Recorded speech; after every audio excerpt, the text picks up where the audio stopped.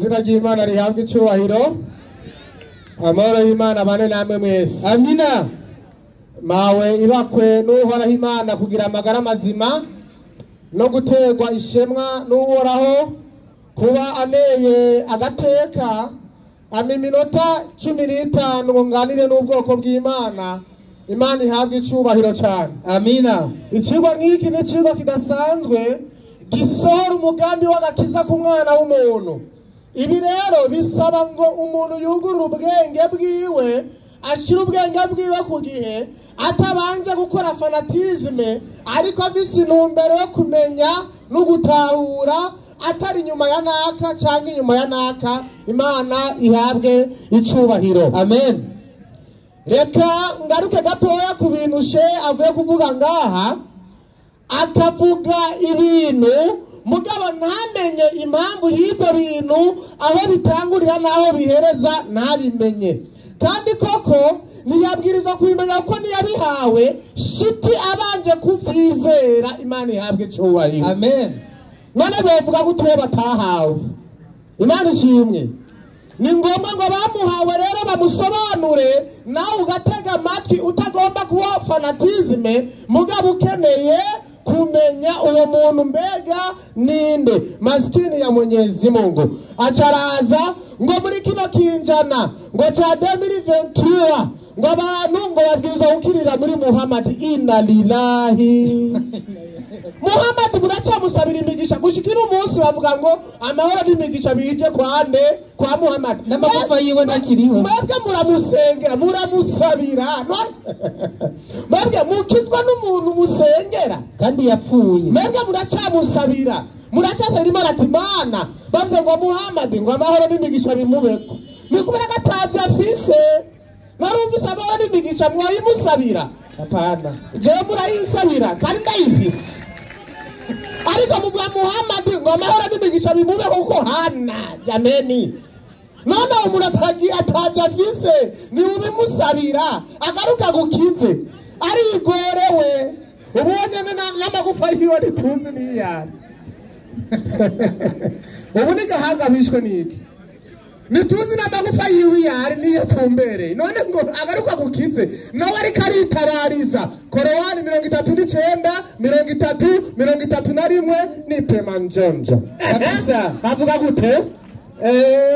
Korowani 39. Aha ora Imana yaratanze onyo aramubwira Muhammad, wewe mugabo we ivyo bintu uri kurazana mu bantu umva amaherezo yawe yariyo. Havuga gute? Kwa hakika wewe Muhammad utakufa. Imana iramubwira ati wewe Muhammad atankeka uzopfa. Na wewe watakufa, n'abagukurikiye nabone bazopfa. Hanyuma kisha ngo hanyuma y'ivyo byose birashaka atana makenga bibayemwo mutagombana siku ya kiyama mbele ya Mola wenu mlezi. Muzogwanira imbere yanje ku munsi w'imperuka hama ngazogukiza. Mama uzamuri Mungu ni wowe na Muhammad. Umubwira ati warandenze utera igifuzi. Muhammad aboroka kongera umutwe ati none wazembereye iki? Hama ngazogukiza. Nawe ariko aritabariza. Nico gituma siza babwiye ati bantu b'Imana mwame munsabira imigisha n'amahoro bimbe kuko napfuye nari umunyamahoro kabisa. None ngo yogukiza bamureka kutunyoteza basha atana amazi mutugurira. Acharaza ngo Yesu ngo yarafise intumwa 12 ngo nizabwirizwa kuzokiza ngo z'Abisirayeli ivyo utazi ntavyuzi. Baza umuntu mwiza arabaza ati ibintu uko bimeze uku mbega byoba bimeze gute? Urabaza no mwishu utabaza ntacyo uvamwo. Bavuga ngo ukura utabaza ugasaza utamenya icyo utazi urabaza. Nico gituma mama mwiyuka imibirizi mukikwegera ingorane naho ku rugero utarigo uko umubirizi n'umuti ukomeye cyane mugabo mukayahukako mutabanje kubaza muganga epipode ngo batunganyirize. Bagira kisomo ry'abigishwa ba Yesu pana 12 gusa. Ruka 10 umurongo wa mbere bandanya Yesu yarafite abigishwa benshi bavuze ngo inyuma y'abigishwa 12 ngo yari nyumba 12. Dusoma mu izina rya Yesu. Havuga gute? Mu nyuma y'ivyo inyuma y'aba 12 umwami Yesu bwiwe atoranya abandi bigishwa 70. Watumvise? abandi bangahe 70. ubu rero abanyumba 10 bakaterevenda atuma babiri ngo bagende imbere yiwe mu bisagara byose. acavuga ngo yarabwiye ngo nimuje mu yindi nzira ngo atari mu nama zazimiye za Isirayeli. uko kwari ukuri babwirizwa guhera muri Isirayeli, bavuye muri Isirayeli bakaja ahandi. ko duheruka gukorana mwebwe mu rubirizi umuhazara uyu munsi bituri ngaho kuri Garde Nord kabisa. none muca muvuga ngo abo bakorera mu rubirizi gusa. oya, mu rubirizi twarahejeje ubu turi kuri Garde Nord. isomo marimo na Yesu rindira gatonda munyonyore. na Yesu yahereye mu bw'Isirayeli akoresha 12, hama mu nyuma atora abandi 70 acatuma 2 arabwira ati genda mu bihugu byose. shehe unakubali mpaka unakuna Buhanza. shehe arazi Buhanza buratuma ifu bamwe ati barariraguye ntavyo yarazi. yaratoranyije n'abandi saho gusagumye ngo nyumba 12 kandi ukabivuga bakwizeye banakuriye niti kuvi mu banza ugacoma ewe mukaburi kigongo mari ufuba muyihera babandi bakigurira gafu. acara ashumuruka rero. ashumurutse araza ngo Yesu ngo yari mu Isirayeli ngo iki ngo yigishije gusaba umviriza. niba utabizi Yesu yagenze mu bindi bihugu byinshi inyuma yuko ava mu bw'Isirayeli. Mariko 16:15 ni temanjonjo. Mariko 16:15 kubasoma n'abandika havuga gute? arababarira ati muje mu bihugu byose. muje mu bihugu bingahe? byose. soma neza. muje mu bihugu cy'Abisirayeli. mu bihugu cy'Abisirayeli. mu bihugu byose. nije nari natahuye nabi. kumbe ni mu bihugu byose. yego urakoze. narinzi ngo ni mu bihugu cy'Abisirayeli. mu bihugu byose. kumuntu natahura nabi mubwira abaremwe bose. rindira manzu genda bukebuke. kumuntu atahura nabi aca yumva ngo mu bihugu. urumva mu bihugu n'indongora zina ntanamenye uko ikoreshwa. ico ni Kirundi. mu bihugu iyo mu bihugu hama ngo cy'Abisirayeli kandi bavuze mu bihugu ngo mugende mu bihugu bingahe? kumbe uburundi ni komine ni igihugu. aya ni province. ni igihugu. province Burundi. none Yesu avuze mugende mu bihugu ngo mu Burundi ni murimwo. ni turimo kubera turi province. ni igihugu. ntazi n'igituma ari umurundi. erega ashobora kuba ari umufurero cyangwa umukasayi akavuga ati jewe sindi umurundi ndumufurero. ntazi ko ari n'umurundi. mbere uburundi ari igihugu. duheruka guhimbaza umunsi mukuru wo kwikukira bwana itariki 1 z'ukwindwi igihugu cy'uburundi cyikukira. none uradukuyemwo kandi Yesu avuga ati mugende mu bihugu byose. bagire gute? mubwira abaremwe bose ubutumwa bwiza. aya ari amajambo ya Yesu ngo mubwire abaremwe b'Abisirayeli ubutumwa. oya abaremwe bose n'abarundi barimwo. nguma nihenda kumbi nariko ndagenda nk'ujya mugabo. kumbi bavuze abaremwe bose. nawe urimwo shehe? nawe yararemwe. oya ujya sikiremwa. sinzi rero. sikiremwa ngira niko sinzi uri caduka. uri kiremwa. alhamdulillah. imana ihabwa icyubahiro. Yesu ati mubwire ibyaremwe byose. umvize ndakugaruye mwana wa mama niba utarakora ibintu by'imigambi reka mbwire Idrisa wacha bitahura kuko aramaze kuhagura projet arazikora. ikintu cyose uko utanguze projet utanguje nawe ba koperative uvisa ihera hamba koperative ikagira gute? igakura. uratangurira ngaho ukayugurura ejo ugashira agashami mu Kinama hirya ejo ugashira agashami mu Ngagara hirya ejo mu Gatumba. koperative ikaguka we igashika no gusohoka igihugu ikaja hanze. n'ubutumwa bwa Yesu rero yabwirizwa kubuhera mu Bisirayeli hama akava mu Bisirayeli rero amaze gupfa. ni kuvuga ngo misiyo ya Yesu yabwirizwa gutangura gukora ubutumwa bwiza akiri muzima akabihera mu Bisirayeli. mugabe nyuma y'urupfu rwiwe rero agakiza kari yashitse ku bantu bose. Bariko barasohora amajambo avuga ku Bisirayeli n'amajambo yerekana imico ya Yesu atarabambwa ku musaraba, akiri kuri babandi ayajeko kugira ngo abategure hama abarungike. Nuko bimeze yabwirizwa gutegura umugwi akawigisha hama uyo mugwi agacawurungika ku isi yose.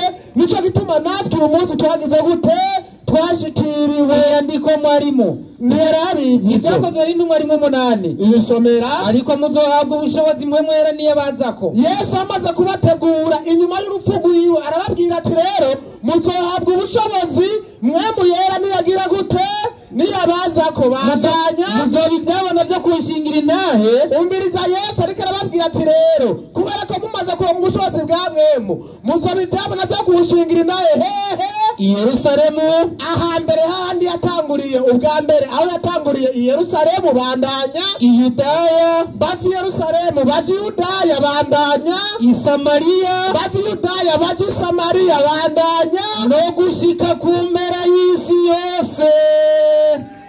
Wewe inna lillahi. Aha rero abantu batamaramara yohaguruka akajasubira kaza ngo Yesu ari uw'Abisirayeli agasubiramo bya bindi nyene atabanje kumaramara.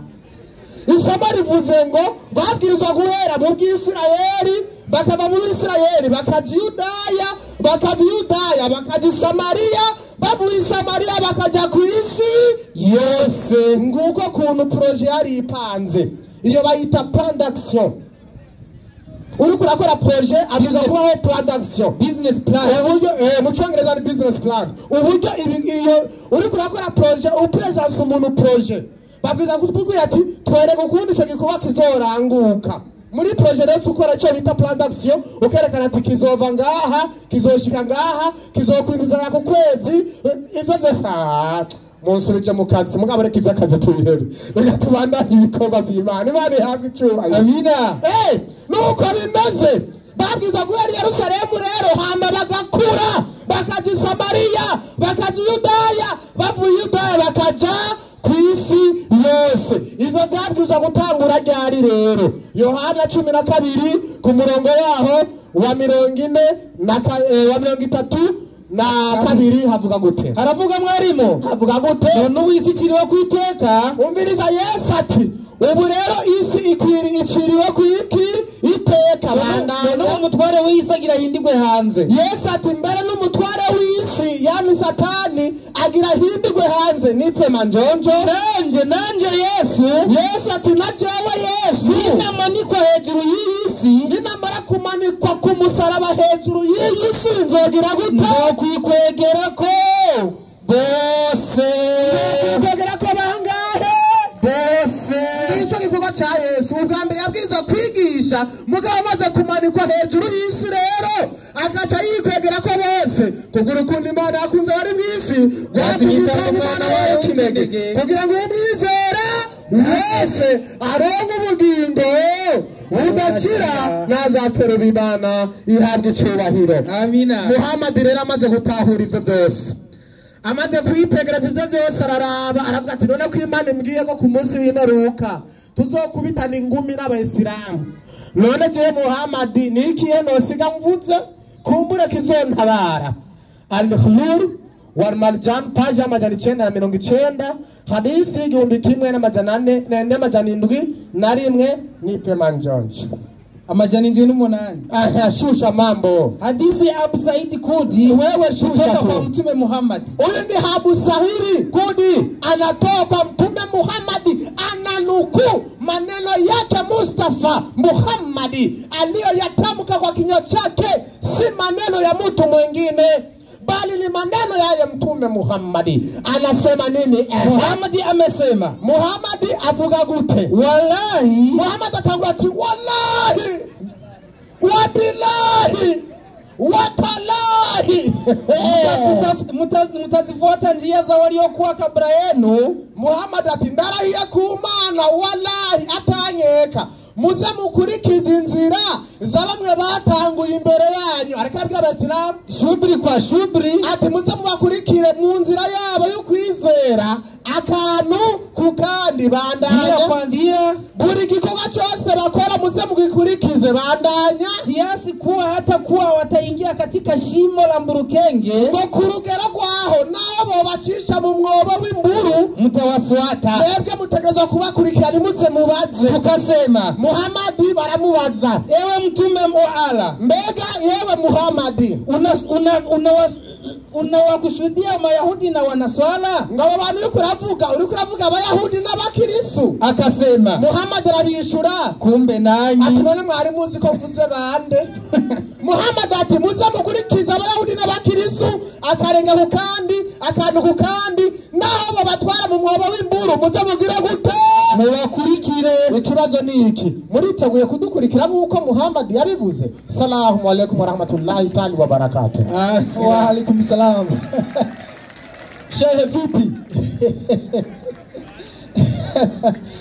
Idrisa uti ikigwa kiratanguye kuryoha reka rero tumuha umwanya mu minota yiwe nawe 15 umuhagarikizi amahagurutse niyarangira turaza kuja mu mwanya w'ibibazo n'inyishu